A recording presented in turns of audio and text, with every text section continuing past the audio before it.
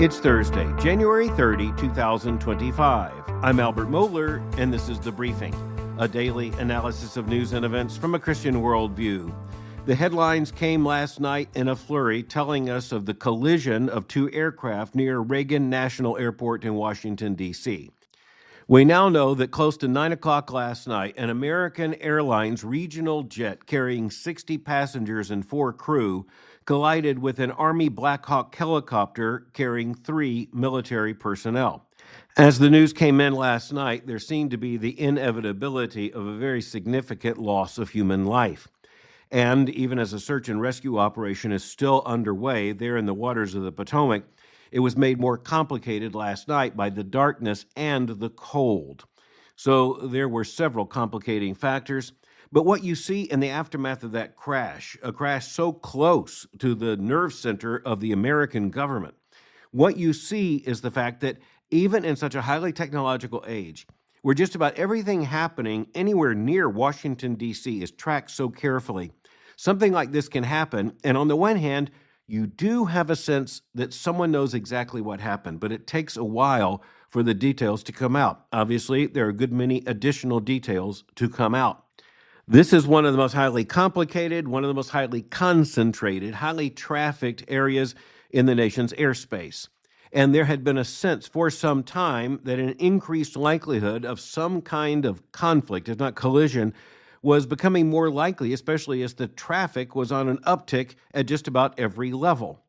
Now, exactly how the accident happened last night, we do not know. We do know that the first concern are the human lives at stake. And even as the video from security cameras and as the information and images came in, it was clear that this was a devastating crash. We are looking at a total of about 67 human lives that are at stake in this incident. The American Airlines flight had originated in Wichita, Kansas, and it was in effect on final approach there at Reagan National Airport, an airport that is extremely important and very popular, and especially with government personnel, including legislators, precisely because of its proximity to the nation's capital and to the nerve centers of American government. But just consider how much that airspace is complicated by the special security needs and the defense needs of Washington, D.C. and its surrounding regions. You look at all of this, and there's also very high commuter traffic, including commuter helicopter traffic, and you can see how that airspace becomes so concentrated and so complicated, and why something like this has been avoided for years by a very highly complicated and technical air traffic control system. But we are looking at the fact that something went wrong. One of those aircraft was where it didn't belong. Potentially both of the aircraft were in some sense where they didn't belong. But at least at this point, it appears that the airliner was on final approach. It's a CRJ, that's a regional jet. There are, of course, larger aircraft that could have had a far larger death toll in terms of the passengers aboard. But it's also true that National Airport, Reagan National Airport, has a limited capacity on the size of the jets that can take off and land at that facility. A very highly technical, very sophisticated system known as TCAS, or the Traffic Collision Avoidance System, has been in place, and it has been, for the most part, trustworthy in terms of separating aircraft one from the other, even under very complicated circumstances. That TCAS system, when it detects a likely or even an urgently possible collision, it deploys a human voice and a warning to the pilots. That tells us something. It tells us that we as human beings respond to flashing lights, we respond to ringing bells, but we respond perhaps most urgently to a human voice. One interesting question, one urgent question out of this tragedy is how the TCAS system did or didn't work. And of course, there are questions about the aircrew on both of these aircraft. But the bottom line is we are talking about a horrifying tragedy when it comes to human life. At this point, it would be irresponsible to speak of what we know about who lived and who died or what the eventual death toll will be. But it is quite clear that this was a deadly accident. And you have to expect that when you are talking about a passenger aircraft with 60 passengers and 4 crew on board. You add the 3 military personnel, and as I said, we're at almost 70 human lives. Almost immediately, and this is very interesting, perhaps it's unavoidable, in the media there were questions about how this could be or how it could have been avoided. And there you understand that's an urgent human question. There's an urgency that comes just from the fact of being human, that when we have something like this happen with all of its danger and horror before us, we want to know what we can learn and how to avoid it. This also gets to something in a fallen world that Christians understand, that some of the hardest lessons in life about how to avoid something bad happening come only after that bad thing has happened. And upon reflection, we're able to say, well, that shouldn't be done again. We have to avoid that happening again. Here's how we learn from that tragedy in order to avoid a subsequent tragedy. Just about everything in terms of, say, the safety equipment on your car comes exactly from that process. Whether it's the seatbelt or the airbags or the compression bumper systems on the front and the back, the reality is that cars weren't made with any of those things for a long time. And they wouldn't be made with them because they're all very expensive if it were not for the fact that the lessons learned in horrifying automobile crashes was that lives could be saved by deploying this technology and using this equipment.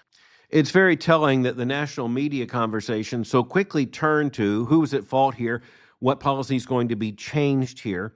A part of that is because with the cameras on them and with the necessity of constant conversation about a tragedy like this, with news just trickling in and the story unfolding, rather ridiculous things are said. And things can get quite quickly out of proportion. We as Christians have to do our best to put them back into proportion.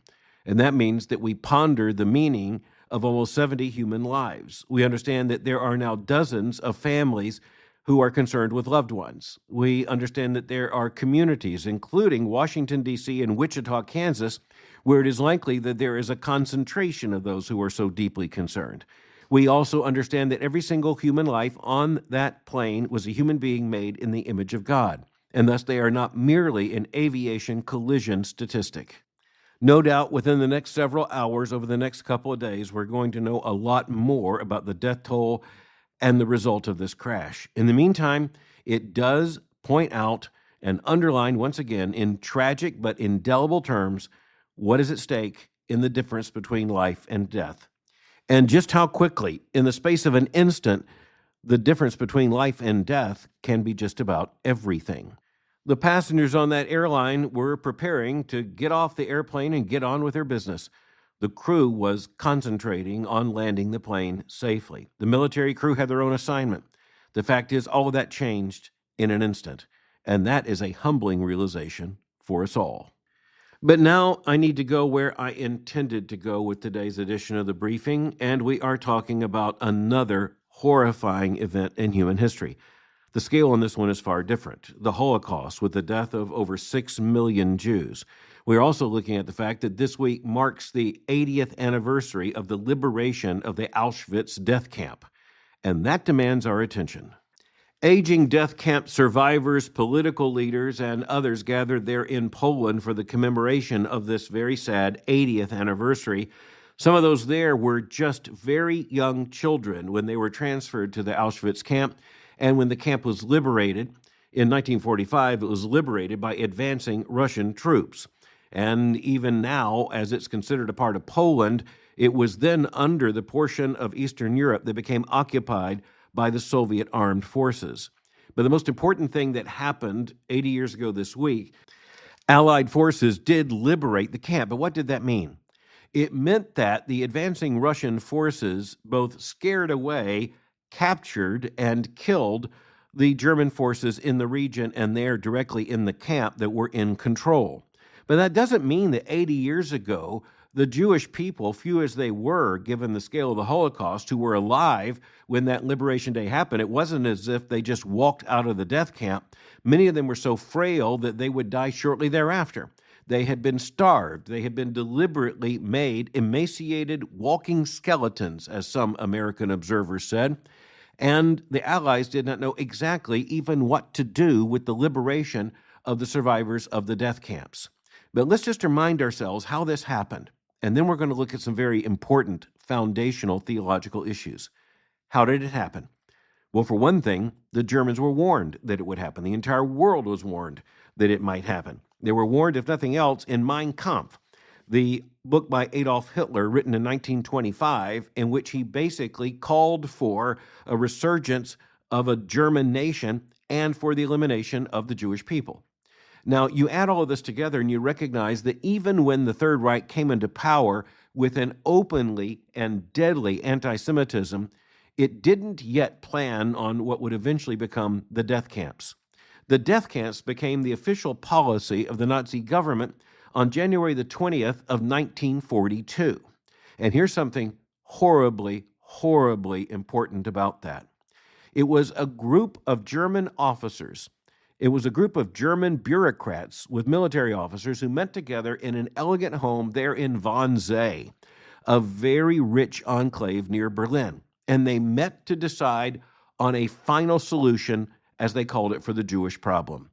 And at that point in 1942, the German Nazi government decided on an official policy of the extermination of the Jewish people. It's hard even to say these words. It's hard to imagine how a group of cultured and educated German people could meet in that elegant home and come up with such a deadly plot. And deadly not only in the numbers, but deadly in the intent to eliminate the Jewish people from the face of the earth.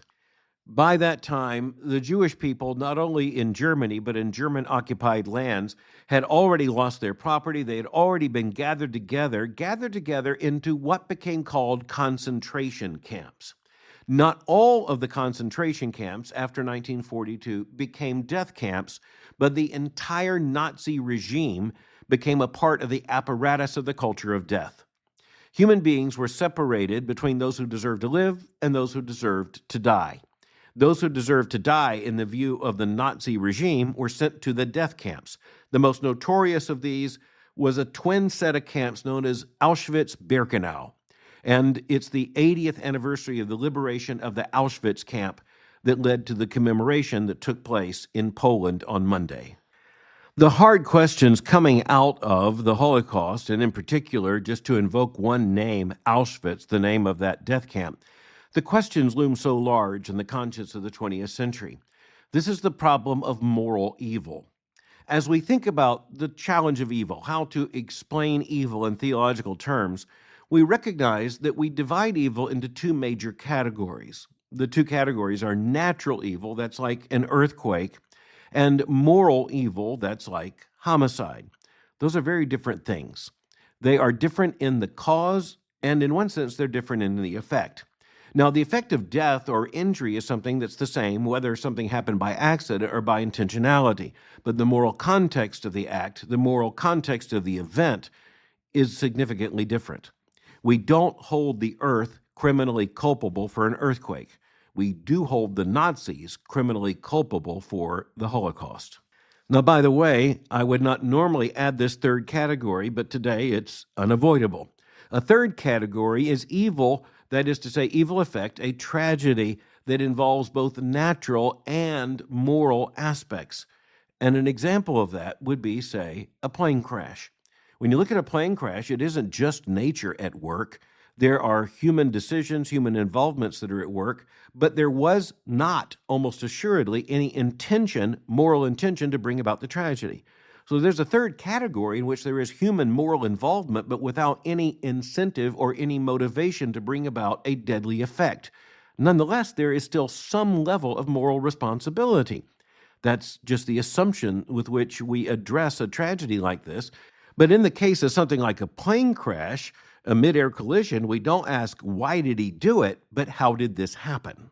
But now we go back to the Holocaust and we remind ourselves this was the deliberate, strategic, genocidal murder of 6 million human beings simply for the fact that they were Jewish. Now, why did this happen? Well, for one thing, there was a deep anti-Semitism throughout European history. But that anti-Semitism in European history doesn't explain the uniquely deadly and toxic anti-Semitism of the Third Reich. That reminds us of the very deadly combination of raw political ambition and political scapegoating as took place with the rise of the Nazi regime. We also have to deal with something else. When people say about the Holocaust during the Third Reich that they were shocked by the fact that it was discovered to have happened, you have to realize there are many Germans in proximity to these camps. There were many people involved in driving the trains and, for that matter, equipping the engines of death. They had to know. One of the hardest questions in terms of the reflection among the Allies after their victory in the war and the discovery of the death camps was, how did you have these German officers who were involved directly in the intentional murder of millions of people? How did they go home to their wives and children, play with their children, and read them stories and put them to bed? How could they live with that dissonance? Over the course of the next several decades, the moral questions just grew in significance. One of the very interesting patterns in moral terms that emerged towards the end of the 20th century is that you had younger Germans come to the inevitable conclusion that even though they might not have been born during the war or they were little children during the war, their older relatives either knew or were actively complicit in the culture of death. One of the things that happened after the war is that the German people did their very best not to talk about the Holocaust.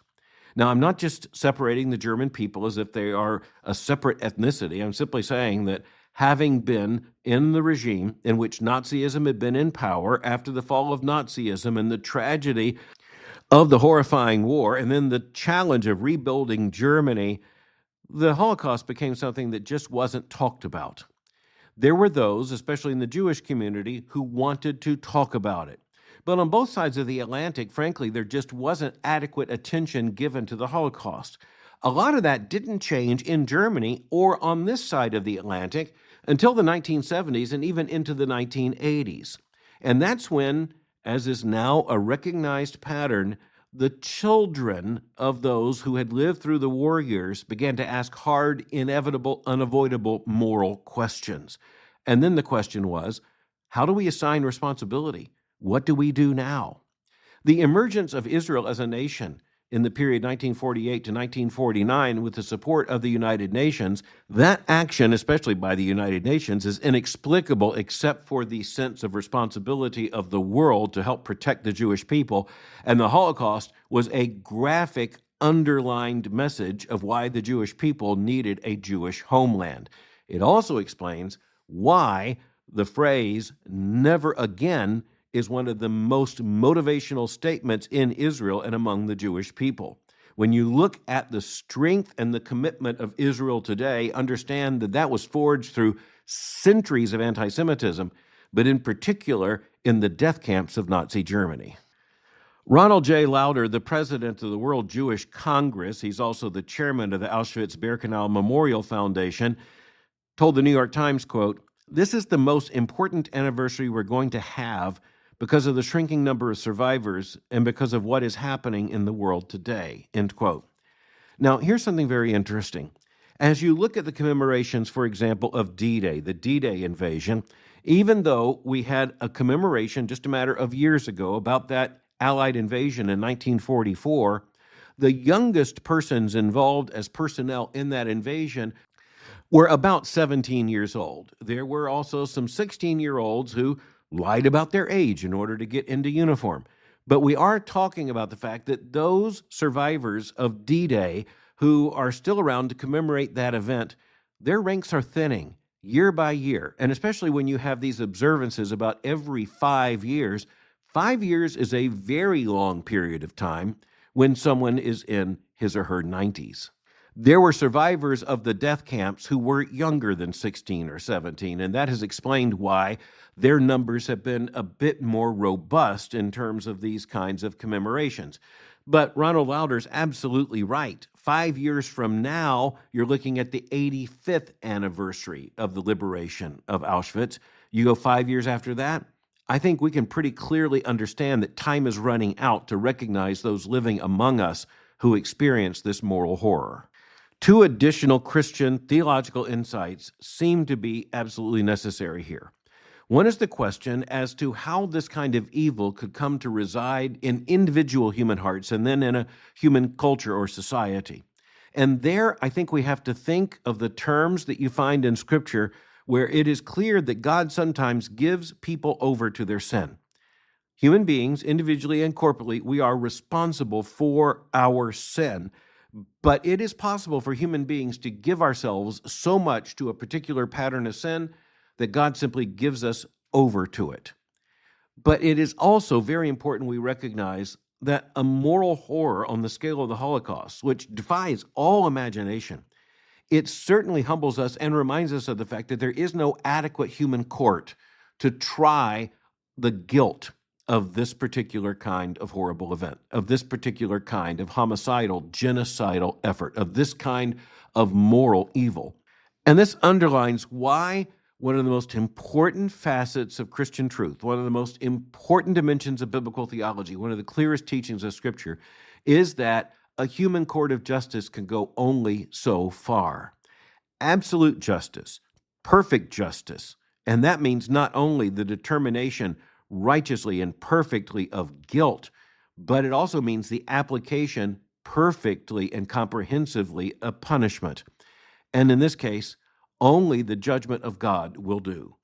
Only that dreadful day of judgment can explain how the kind of horror we see in the Holocaust can be adequately dealt with by an absolutely righteous and all-powerful God. And as for human beings, the Holocaust reminds us we need constantly to pray, God save us from ourselves. Just coming to a conclusion, I'm speaking today from Atlanta, Georgia. Big news here has to do with the events of the last week, and in particular, the collision between pro-life events and pro-abortion events on the anniversary of Roe v. Wade, the 52nd anniversary of the Roe v. Wade decision handed down by the U.S. Supreme Court January the 22nd of 1973. To state the bottom line, pro-life forces see the reversal of Roe as a great victory. Pro-abortion forces see the reversal of Roe as a great tragedy. Both are politically motivated. Both are motivated to further their aims and purposes. A headline in the Atlanta Constitution makes the point clearly, quote, abortion events show divide remains, end quote. I just want to say that at this point, from a Christian worldview perspective, it is not true merely that the divide remains. It is true fundamentally that the divide is even greater. The chasm between the two positions is even deeper. The stark alternatives between the culture of life and the culture of death, they are absolutely transparently clear. Both sides know it. And that's why the Atlanta Journal-Constitution could publish a headline saying abortion events show divide remains, and everyone knows what the divide is. And you have organizations on opposing sides of this divide. Planned Parenthood shows up in this story as one of the major institutional representations of the pro-abortion position. There were, of course, numerous representations of pro-life organizations as well, with events such as Georgia Right to Life's Stand for Life Memorial and Silent March. All of this serves to underline our Christian understanding that ideas have consequences. The deadly ideas have the deadliest of consequences. The distinction between life and death is not a mere political issue. It is a matter of life and death. It is a matter of our human responsibility. It is reckless to put two moral realities alongside one another and say, look, this is exactly like that. But you cannot help, in the 80th anniversary of the liberation of the Auschwitz death camp, from understanding that the same questions that pressed upon the human conscience then, such as, how could this have happened? The questions coming from the children to their parents, how could you have let this happen? Those same questions are one day going to be asked about this generation of Americans and Americans alive in the second half of the 20th century into our own times. How did this happen? How did you let this happen? I think it's very telling that some of the hardest of these questions in the 20th century, toward the end of the century, came from the children of the Germans who were adults during the Third Reich. The question, how did you let this happen? You have to wonder whether our own children or the children of our children will one day turn to their parents and to us and simply ask, how did you let this happen? What did you do to avoid this happening? How did you stand for the sanctity of unborn life? What did you do? It is healthy for us all to know that question is coming. Thanks for listening to The Briefing. For more information, go to my website at albertmohler.com. You can follow me on Twitter or X by going to twitter.com/Albert Mohler. For information on the Southern Baptist Theological Seminary, go to sbts.edu. For information on Boyce College, just go to boycecollege.com. I'm speaking to you from Atlanta, Georgia, and I'll meet you again tomorrow for The Briefing.